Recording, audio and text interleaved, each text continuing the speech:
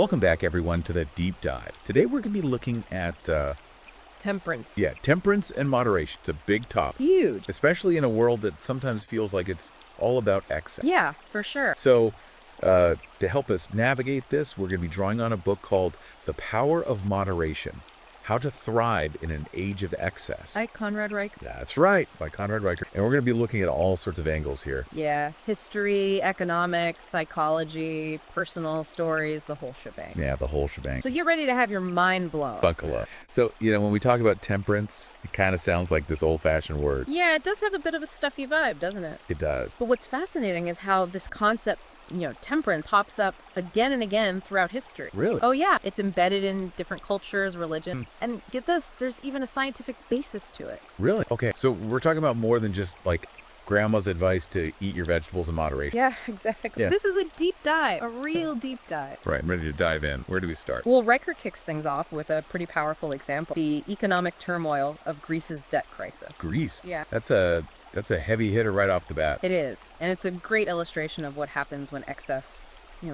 runs rampant. Okay, so what happened in Greece? Well, in the years leading up to the crisis, Greece was basically living way beyond its means.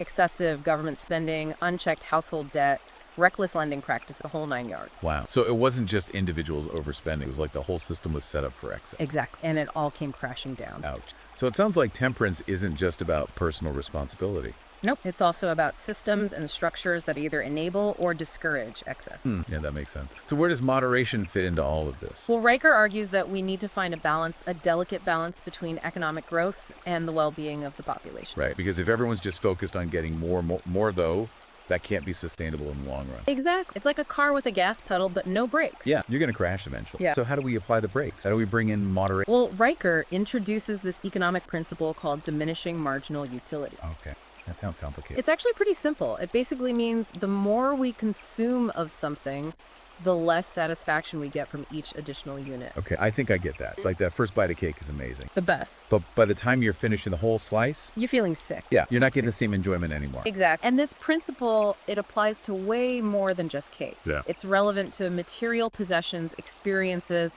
even information. So it's like we're constantly bombarded with messages telling us to buy more, do more, experience more. But does all that actually make us happier? That's the question, isn't it? And that's where temperance comes in. It's about making conscious choices about what we consume and focusing on quality over quantity. So it's not about deprivation. It's more about being mindful and intentional. Exactly. It's about asking yourself, do I really need this, or am I just caught up in the cycle of wanting more?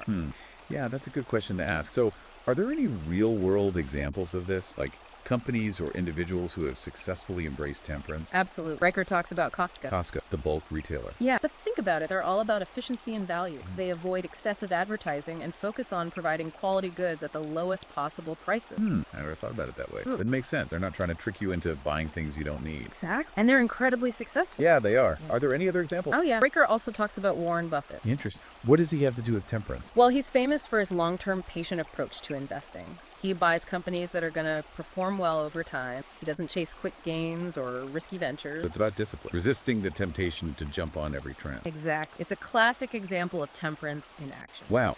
So we've talked about the economics of moderation, but what about the psychology? Why do we struggle with excess in the first place? Like, what's going on in our brain? That's where things get really interesting. Riker dives into the science of addiction. Okay, this should be good. It is. So it all starts with dopamine. Dopamine. That's the feel-good chemical, right? Yeah, it's a neurotransmitter in our brains that's associated with pleasure and reward. So it's the feeling we get when we eat a delicious meal or achieve a goal or connect with loved ones. Exact. But here's the thing. Drugs and addictive substances can hijack this dopamine system. Hijack. How does that work? They trigger a massive release of dopamine way more than we'd experience naturally. And that tricks the brain into thinking that the substance is super rewarding even when it's actually harmful. Wow. So our brains are kind of working against us when it comes to addiction. In a way, yeah. But the good news is that understanding how addiction works is a huge step towards managing it. So what are some strategies for managing addiction or even just tendencies towards excess? Well, Riker talks about the importance of setting realistic goals, tracking progress, like using food diaries or fitness trackers, building self-control and managing stress through healthy coping mechanisms. So it's not just about willpower. It's also about setting yourself up for success. Exactly. And it's about having support. You can talk to people who will hold you accountable. Right, because trying to do it all alone can be Really tough. It can. So building a strong support system is key.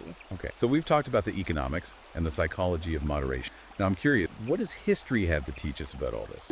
This is where things get really fascinating. Riker takes us on a journey through time, looking at how different cultures and societies have dealt with excess. Okay, I'm all ears. Give me some examples. Well, there's this concept called hara hachibu, practiced in Okinawa, Japan. Hachibu, what's that? It basically means eating until you're about 80% full. Interesting. And what's so special about Okinawa? They have one of the highest life expectancies in the world. Really? So moderation could be a key to longevity. It's definitely a correlation worth exploring. Wow, okay. What else? Riker also looks at ancient Greece, a society that really embraced moderation.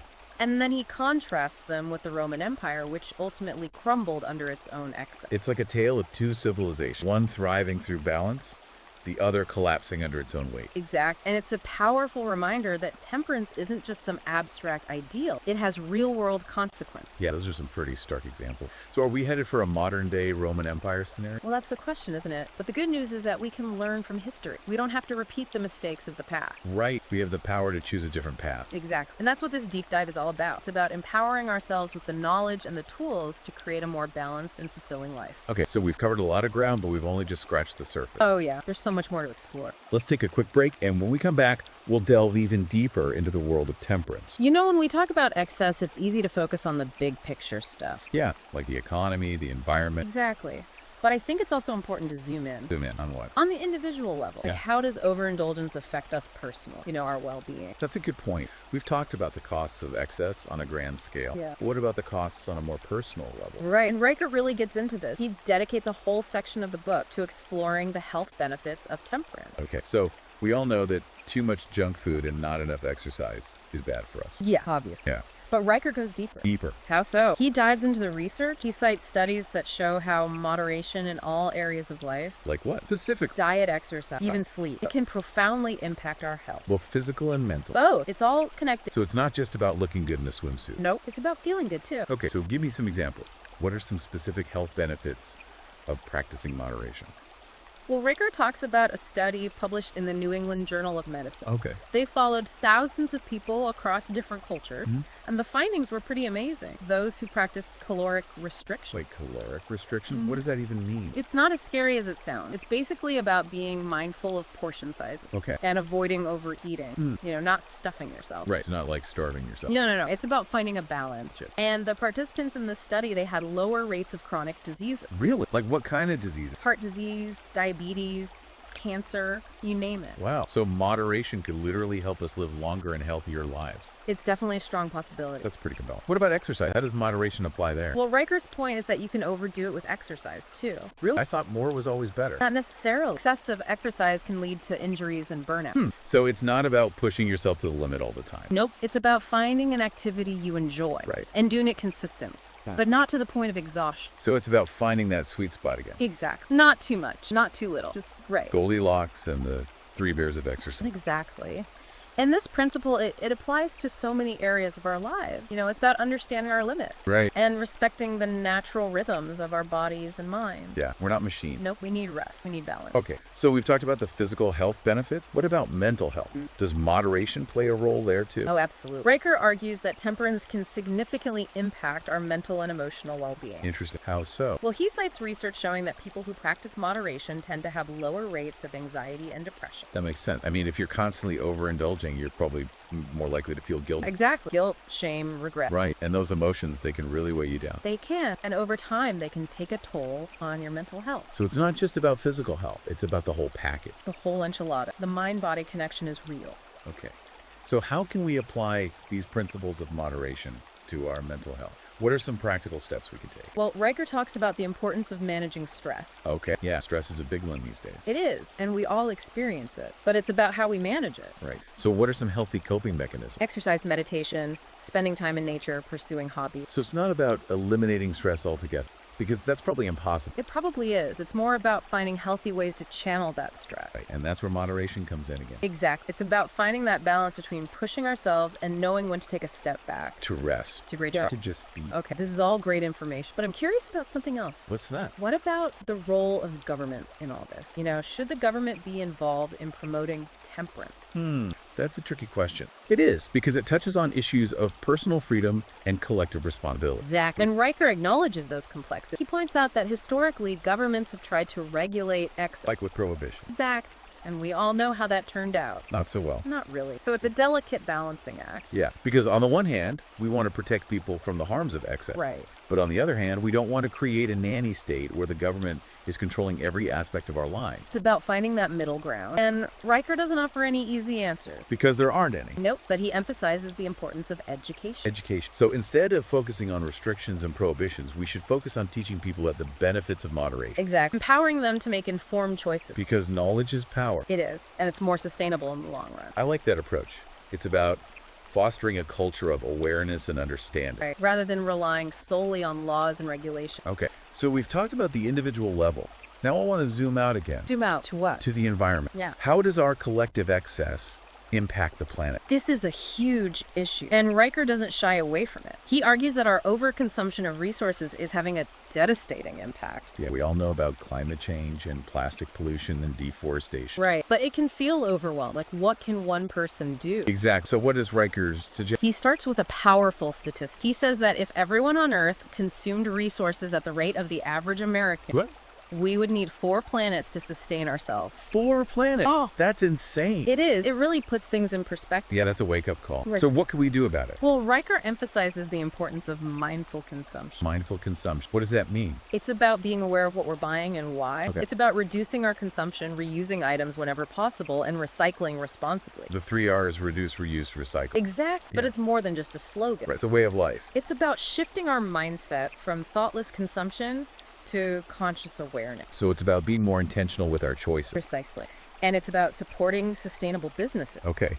and advocating for policies that promote environmental moderation. So it's a multi-pronged approach. Individual action, collective action, systemic change. Yeah, it's going to take all of us working together. Right, because this is a problem that affects everyone. It does. Yeah. And the good news is that even small changes can make a difference. Really? So like Right. bringing my own reusable bag to the grocery store? Yeah. Or cutting down on single-use plastic? Exactly. Right. Every little bit helps. That's encouraging, because it feels like we're constantly bombarded with doom and I gloom. know, but there is hope, and it starts with each of us making conscious choices. I like that. Okay, so we've covered a lot of ground here, from the individual to the collective, from the personal to the planetary. We have. But before we wrap things up, I'm curious about one more thing. What's that? What about the future of temperance? You know, does Riker see a world spiraling into ever-increasing excess? Or is there hope for a more balanced future? Well, this is where things get really interesting. Riker explores the potential of technology to promote temperance. Okay, so how can technology, which is often seen as part of the problem, Right. actually help us become more moderate? Well, it's a double-edged sword. Technology can enable excess, Sure. but it can also empower temperance. Give me some examples. Riker talks about apps for tracking consumption, Sure. digital detox tools, and even the possibility of future technologies like brain implants to regulate cravings. Brain implant. That sounds a bit sci-fi. It does, but it raises some fascinating questions about the role of technology in shaping our behavior. Yeah, like where do we draw the line between personal freedom and technological intervention? That's the big question. And Riker doesn't pretend to have all the answers. Because no one does. No. But he does challenge us to think critically about how we use technology. Right, because it's a tool. Yeah. Like any tool, it can be used for good or for bad. Exactly. It's up to us to decide how we wield it. So it all comes back to choice. It does. We have the power to choose how we integrate technology into our lives. That we use it to fuel excess or foster balance. Exactly. And that's a powerful message. It is. This has been a truly thought-provoking conversation about the power of moderation. It has. We've explored it from so many angles: historical, economic, psychological, environmental, social, even spiritual. The whole spectrum. And I think one of the key takeaways for me is that temperance isn't about deprivation. Right. It's about finding that balance that allows us to enjoy life to the fullest without going overboard. Well said. It's about making conscious choices that support our well-being, the health of our relationship, and the sustainability of our planet. Couldn't agree more. This has been an enlightening conversation, but we're running out of time. Yeah. So let's take a moment to reflect on these ideas. Yeah. And when we come back, we'll wrap up this deep dive with some final thoughts and takeaways. You know, As we've been talking about all this, it makes you wonder, I'll accept that. if temperance is so important, why do we struggle with it so much? Yeah, that's a million-dollar question, isn't it? Yeah. Why is excess so tempting? I think part of it is the culture we live in. What do you mean? Well, we're constantly bombarded with messages telling us to buy more, do more, be more. It's like this never-ending cycle of wanting and acquiring. Exactly. And social media definitely plays a role in that. Yeah, it's easy to get caught up in comparing ourselves to others. And feeling like we're not enough. So we try to fill that void with stuff, with experiences, with achievement. And it's a temporary fix at best. It is. So how do we break free from that cycle? How do we find contentment without excess? Riker suggests that it starts with finding meaning and purpose in our lives. Meaning and purpose. Yeah. Okay, but that sounds a bit abstract. How do we actually do that? Well, he recommends starting with some introspection. Perspective. So looking inward. Exactly. Asking ourselves some tough questions. Like what? What are our core values? What are we naturally good at? What activities bring us joy? Those are some pretty deep questions. They are, but they can help us get to the heart of who we are and what we want out of life. And once we have a better understanding of ourselves, It becomes easier to make choices that align with our values. and that includes choices about how we consume and how we spend our time and energy. Exactly. It's about living in alignment with our true selves. Okay, that makes sense. Now I'm curious about something else that Riker talks about. What's that? The spiritual benefits of temperance. Ah, yes. This is where things get really interesting. So we're moving beyond the physical and mental aspect. Into the realm of the soul. Okay, so what does Riker say about that? He argues that temperance isn't just about achieving a healthy body and mind. It's about something more. It's about cultivating a sense of inner harmony and balance. Inner peace. Exactly. And he talks about how practicing temperance can help us develop certain qualities. Like what? Self-control, discipline, gratitude, compassion. Those are all good things.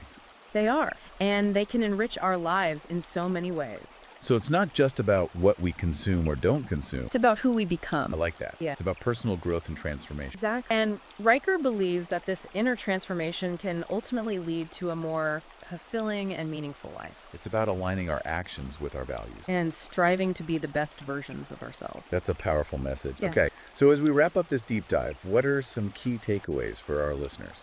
Well, I think the most important thing is to remember that temperance is a journey, not a destination. It's a process. Exactly. And it's a personal one. What works for one person may not work for another. So it's about finding what resonates with you And honoring your own unique path. and being patient with yourself along the way. Absolutely. It's not about perfection. It's about progress. And it's about making choices that not only benefit ourselves, but also the world around us, That's right. It's about recognizing our interconnectedness. with each other and with the planet. Exactly. So if you're feeling inspired to explore this topic further, we highly recommend checking out Conrad Riker's book. The Power of Moderation: How to Thrive in an Age of Excess. It's a great read full of insights and practical advice. You can find it on Amazon Kindle and Google Play Books. And if you enjoyed this deep dive, be sure to subscribe to our podcast and leave us a review. We always appreciate your feedback. Thanks for joining us on the Deep Dive. Until next time, stay curious and keep seeking that balance in all areas of your life.